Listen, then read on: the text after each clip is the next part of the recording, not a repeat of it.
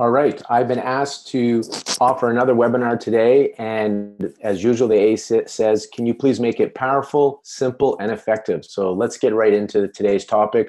We're going to talk about patient-centric versus doctor-centric. I want to remind you, I'm wearing my CPA hat today, so I'm talking about the practice management part of our practice. And I've said this before, but it's worth repeating. When you're yin and yang in a relationship, that's when we have disease. And when yin and yang separate, we have death. Same thing in our practice. When the yin and yang are a relationship, when you only have clinical skills and you neglect or don't have the right business or entrepreneurial skills, your yin and yang's at a relationship and your practice suffers. You don't see patients, you're not able to heal your community.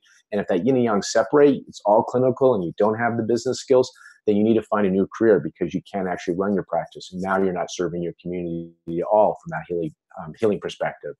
So today's topic is on patient-centric versus doctor-centric.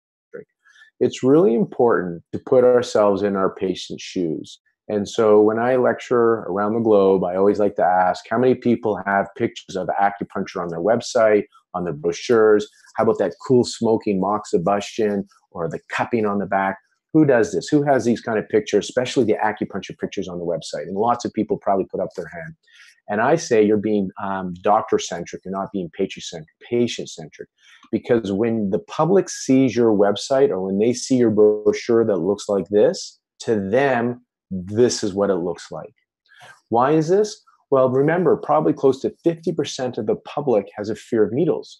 So for us, those that have practiced Chinese medicine and acupuncture, we're passionate about the medicine. We love acupuncture. So looking at needles is soothing, relaxing. But for the majority of the people, the idea of getting a needle put into them looks like this. You know, when you look at the travel industry, just to kind of help you see this from a different light, because I always get pushback. No, patients love it. Why would I want to change my brochure? I want to be proud. Well, you want to be patient-centric is what you really want to be. That's when you really serve the public, when you are seeing them where they are at, when you meet them where they are at.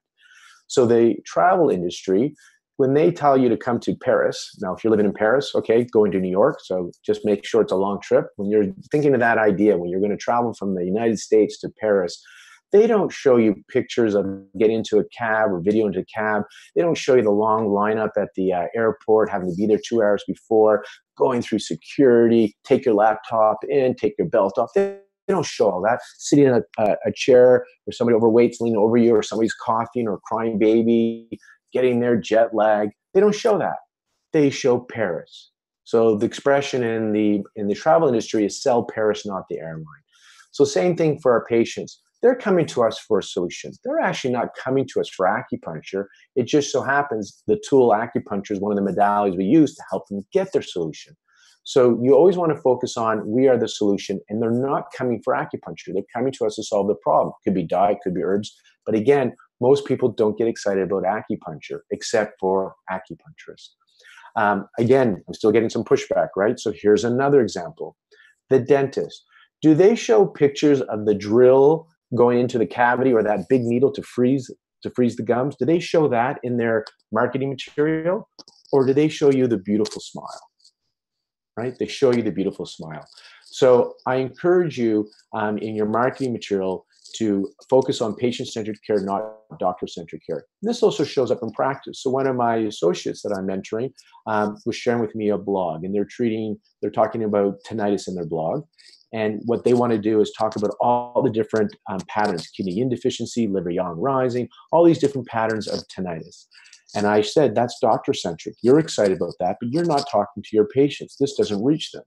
And so we talked about not going yin-yang, qi, shui, blood to our patients, but what are they interested in? So are you a solution? Can you treat tinnitus? And then to educate them that we treat the individual, not the disease, and therefore we're going to look for the underlying cause, find out what constitutional or underlying causes are leading to your problem, and that's how we're going to resolve it. On that kind of level, we didn't get into the yin and the yang and the liver qi stagnation because that's beyond the patients. Why? Most of them have not gone to acupuncture school, so they don't have the knowledge that you have. And so when you're talking all the pattern differentiations, you're talking to yourself, you're talking to your colleagues. But when you're blogging, you want to talk to the public. So you want to let them know that you can treat tinnitus and let them know that there's different underlying causes, and your role is going to find out what the underlying causes are, what your imbalances are that can be leading to tinnitus. And rather than saying one disease, many treatments, or different diseases, one treatment, you can say that actually based on where your imbalances and weaknesses are, your imbalances can lead to tinnitus for one person. Same imbalance could lead to irritable bowel syndrome for another person. So it's not the symptom we chase. We look for the underlying cause in your constitution, and we address you, the individual, not the disease. And that's how we're able to resolve your tinnitus without having to go into selling Paris, without going into selling the airline versus selling Paris.